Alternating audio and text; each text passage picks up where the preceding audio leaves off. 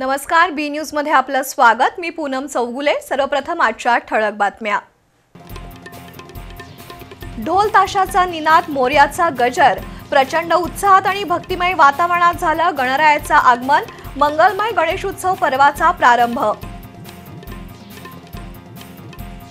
5 September पर्यंत महाराष्ट्रावर पावसाचं सावट, संथ गतीने वाढ होत पंचगंगेची पाणी पातळी 18 फूट 2 इंचावर। जिल्ह्यात सरासरी 9.2 मिलीमीटर पावसाची नोंद।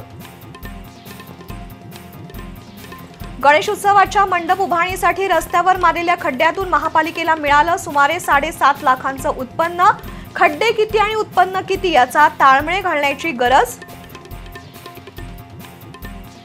काळामावाडी थेट पाईपलाईन योजनेतील उपसा पंपात तांत्रिक बिघाड, ऐन गणेश उत्सवातच पाणी टंचाईचं विघ्न। दुरुस्तीसाठी पुणे महापालिकेची मदत घेण्याची कोल्हापूर महापालिकेवर नामुष्की। आणि राजारामपुरी परिसरातील मंडळांची गणेश आगमन मिरवणूक प्रचंड जल्लोषात। कडेकोट पोलीस बंदोबस्त असतानाही काही मंडळांकडून डॉल्बीचा अट्टहास कायम।